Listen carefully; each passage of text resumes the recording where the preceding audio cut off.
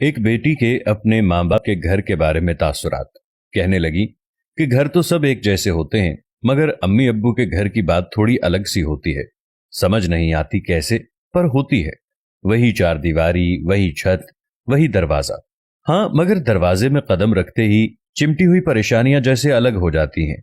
दिलो दिमाग पे छाई गहरी उलझने खुद सुलझ जाती हैं। एक आवाज दो अम्मी, और अम्मी की हल्की सी आवाज भी आ जाती है, जी बेटा इधर हूं। यही तो सब कुछ है इस घर में। अब्बू का बच्चों को देख के खिल जाना, बाहें फैलाकर कहना, आ गए नाना के पास। बिस्तर भी वैसे ही हैं। नींद मगर गहरी आती है। सो जाओ तो सुबह ही आंख खुलती है। वही ना, परेशानियां भी जैसे ब्रेक पे चली जाती हैं। नाश्ते पे अम्मी का पूछना, क्या खाओगी? पेट भर के खाओ, शक्ल देखो कैसी हो रही हो। फिर अपने आप को आईने में देखकर वाकई बेचारगी महसूस होती है। पिछले दिनों की सारी थकावट याद आ जाती है। फिर नाश्ते के बाद अम्मी का पूछते रहना, क्या पकाऊं, बताओ क्या पकाऊं।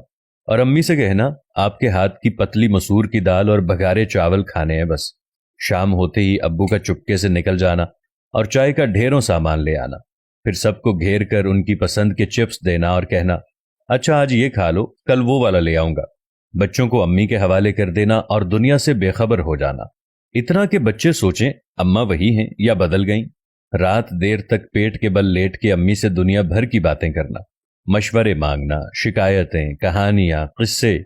जाते हुए अम्मी का कहना, पता नहीं चला और तुम जा रही हो।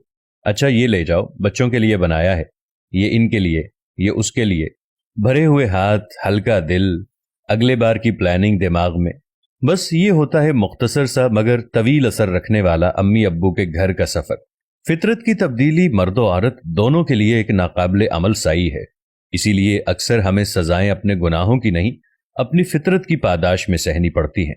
खुदावंद करीम से हम सारे मिलकर ये दुआ करते हैं, ऐ मेरे पाक परवरदिगार, बेटियों के घरों को हमेशा सलामत रखना, बेटियों के घरों को हमेशा हंसता बसता रखना, बेटियों के घरों को हर खुशी देना।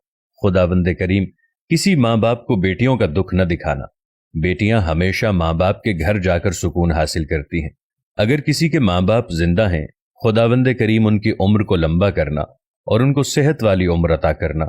और अगर किसी के माँ बाप वफात पा गए हैं, खुदावंद करीम उनको जन्नतुल फिरदौस में आला मकाम अता फरमाना। आज सब मिलकर दुआ करो, क्योंकि बहन बेटियां सबकी साझी होती हैं। खुदावंद से आज तुम सबकी बहनों और बेटियों के लिए दुआ करोगे तो कल किसी और की दुआ से तुम्हारी बहन बेटियों के नसीब अच्छे होंगे। हम सिर्फ ये चाहते हैं कि सिर्फ इतना जान लें कि मुकाफाते अमल इस दुनिया में होता है।